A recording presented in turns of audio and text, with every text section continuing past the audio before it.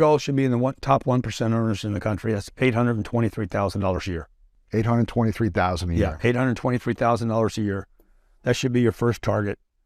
If you're a waiter or waitress, I know people in every space. It's a lot of money. Let me see how much money it really is. $823,000 a year divided by 12. See, everybody goes to think about what they can do now, but it's not about what, it's about who. Okay. Okay, divided by 12, $68,000 a month, divided by, we know that much money is available on the planet, right? Sure. Okay, divided by, what is that, 30 days, divided by 24 hours, divided by 60. It's $1.58 a minute. $1.56. $1.58 a minute. $1.58 a minute. Okay. So I'm going to do the math. It's called the math way. Yep. Not the pathway. The math way is the pathway. I need to make $1.58 a minute, 24 hours a day, 365 days a year. So that's $823,000 roughly. Yeah. So that basically says, I got to automate my time. I got to automate. I got to make money while I sleep. This is what we should have been taught in school, man. This is what we should have been taught as kids. Like, how do I do money? You do it with time. Okay. You don't do it with a job. You're not going to get $823,000 a year at a job. There's no job that's going to hire you and pay you $823 without you having to go back to college and spend time and invest money. Just doesn't work like that. So I'm like, okay, where can I get $1.58 a minute? A minute. Or how could I get 823,000 people to give me $1? That's the other way to do it. So what I'm going to do is do a bunch of different math ways. I'm going to do like maybe 12 or 15 different ways to get this much money. Notice I'm following the money right now. I am not doing anything. Not thinking about what how, do people need? What do people need? What do people want? What's the product? What's the service? What's the idea? What am I passionate about? Dude, I'm just tracking money down. I'm hunting money. I'm hunting a number. I don't want money. I don't want any money. I want assets. Yeah. So I'm trying to convert this to an asset, but I also need to be diligent to not just waste it. So I'm trying to find assets. I want to collect assets, not cash. I don't want a savings account. I don't want a retirement account. I want assets to pay me. I don't want houses. Houses don't pay me. I want stuff that pays me. So what's the best asset for someone that doesn't want to be average? Well, the best asset is you. Okay. There's no better asset for him, for you, for your average listener, which, by the way, I don't think you guys are average. We don't talk to the average anymore. I didn't say it. I didn't say it. Okay. We've only got extraordinary listeners now. You guys are all extraordinary. No matter what I read or consume or learn, dude, nobody can rob it from me. You can't take it from me. Once I learn something, nobody can steal it. The government, the queen or the king can't tax it. That's the single best investment, as long as you keep doing it. And the second one is going to be your business. If you have your own business or you have a trade or you have something you do well, an occupation, a skill, that's the next best thing. The third thing, the thing that you don't have to trade time and money for, is some asset that will pay you a drip. Drip. It's giving you a drip, some drip of money. Like, you don't want your faucets to drip, but you want your money to drip on you. And so for me, that is a real estate asset. Like we buy Cardone Capital. We got a bunch of English people, by the way. Aren't y'all called English? Yeah. British English. Bunch of British English people that invest with us here in America at Cardone Capital. I'm in and out in 14 days because I made 3 days of phone calls that were brutal. Hey, I'm coming to San Antonio, man. Will you give me 5 minutes? This is before anybody knew who I was, right? No books, no kind of notoriety. So they're like, no, don't come by. But see, that was interest. To me, that's interest. No, I'm not interested. Not interested. So not interested to you is interest. Well, it is. It says not interested. Not is an adjective to describe interest. Okay. Right? So it's a level of interest. So if someone says they're not interested, on a scale from 0 to 10, what interest level do you have? None. That is a level. Right. Okay, and then 1, 2, 3, 4, 5. You with me? A few minutes ago, he didn't know he had no interest. At least I'm on it. You see what I'm saying? I wanted to ask you about that, man, because I've noticed over the last few years, you got in way better shape. Yeah, thank you. You know what I'm saying? Like I something I've noticed from afar. It's like, how has that affected your business? Actually, have you made more money as a result? Well, it makes me feel better about myself, right? Yeah. Because when you're looking at yourself and you're 10 or 15 pounds overweight or more, you don't feel good about yourself. Your body hurts. You look in the mirror. The mirror don't lie. Yeah. And so. And at my age, what was happening was I was being forced to do it because my body started hurting. I wasn't using my body, so it starts screaming at me. Yeah. Hey man, you ignoring me, bro. Yeah. Knees, ankles, lower back, everything was hurting. And I'm like, I got to start doing something about this. So there's no shots you can take to fix that. Yeah. You have to go do the work. You got to. And so I try to get in the gym 7 days a week. Nice. I get something in. I don't do a lot. I don't do heavy stuff the way you do. But I do the light stuff, just keep everything moving. No, but I see the results, Yeah, over the years. And it makes me feel better about myself. It seems like Does it make me more money? I don't know if it does or not, Yeah. It doesn't make you less.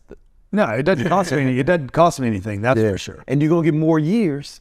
I hope so. You know what I think about it, man? This may be crazy. I think, okay, the better shape I am, the longer I live, the more the money can compound. Yeah. I think about that from that perspective. There's no success without volume. Okay. So anybody that's trying to come up with the thing is trying to get away from the work. Right. And so there's no trick in this game. Like if a person wants to be really successful in sales, real estate, acting, you need a lot of hits.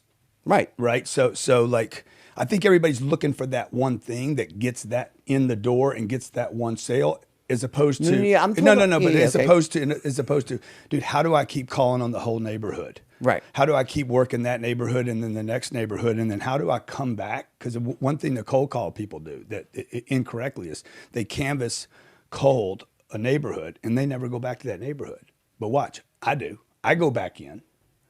So I'm basically following you up. Okay. Okay. It's somebody once said, hey, somebody else blows up the tire. They blow up the tires and I ride the bike. They get them ready.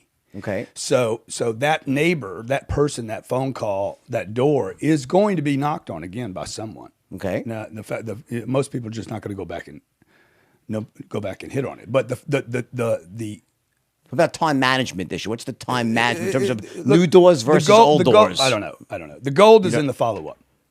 Okay, so in other words, you don't have a distinction, because it's a good question, don't you think? Though, like, when do you know? Not really. I think it's a bad question. You think it's a bad question? I think it's not the right question. I think it's know when to not to follow. I think the young salesperson should be taught, hey, look, there's no trick, dude. There's no freaking sweet spot of this game. The sweet spot, if there is a sweet spot, it is about creating tremendous volumes of activity, having lots of people to talk to. So hitting lots and lots of doors. Or taking lots of phone calls. Or hitting doors, or whether it's call the phone, or doors, right? Sweet spot, numbers game, you think? Without a doubt. Okay. But if they know me, rather than me knowing them, if they already know me, then my leverage goes up probably 10x. Okay. Can you explain that? Hey, I know you. I saw you in the paper. I saw you on you get that because people, know about the movie, right? So you immediately have some altitude or lift. Right. Because people know you. It's not who I know, it's who knows me. I had been 20 years of working my butt off, man, saving money, doing all the right things. I call it playing by the house rules. Saving my money, planning for retirement, you had a retirement account, everything they tell you to do, paying off your debt and everything. And then when that thing happened, bro, it was like they just came in and started taking everything from me. I'm like, wait a minute, I didn't do anything wrong here. Like your dad, like he was victimized by this thing that they do every 10 or 12 years. Yeah. And so when that happened, I was like, the next time this happens, because I couldn't do anything. Because when recessions happen, it provides tremendous opportunities. But I didn't have the courage to do it, and the reason I didn't have the courage is because I didn't have the strategy. I didn't know what to do.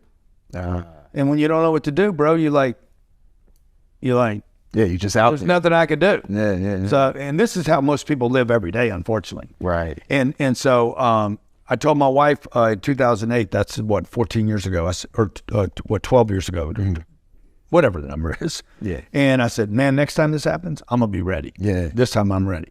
People are going to lose their jobs. That's going to happen. Could be the greatest thing that ever happens to you, by the way. Yeah. I lost my job, man. I lost a job when I was 29 years old. Best thing that ever happened to me. And I was freaking devastated. Yeah. But it set you on a course that I had to go do something else. Yeah. Yeah. I had to do, I wanted to quit the job. True. Right. I've been wanting to quit the job for a long time. And a guy one day just out of nowhere said, hey, mind your own business. I got pissed off. I left. I don't know if I quit or he fired me. But that became the start of me becoming my own person. You guys shouldn't have a savings account. That's why you're average. You're victims. You're being victimized by a banking institution that is built around an educational system that supports a government that's fucking you. So they need to put that money to work. Where are the best places to put it to work? There's no reason to have 90 days of savings. It's completely ridiculous. This was for banks. Buying houses was for banks. 401ks were for banks. IRAs are for banks. Retirement accounts are for banks. Saving money is for banks.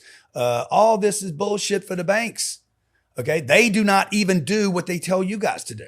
What they do is you put your money, I don't have any money on me right now, but I did. Don't worry about it. So you take your garbage paper, pounds or US dollars that are going down in value. You trade time to get some money, and then you take the money to the bank and say, please take care of my money, Mr. Banker. He's like, yeah, I sure will. You know what they do? Within a microsecond, they send the money out. They call me up. Hey, Cardone, you wanna borrow some of this money? Yeah, sure, like to use their money. So people are already investing with me. The people that don't take my advice actually are funding my projects because they save money. You're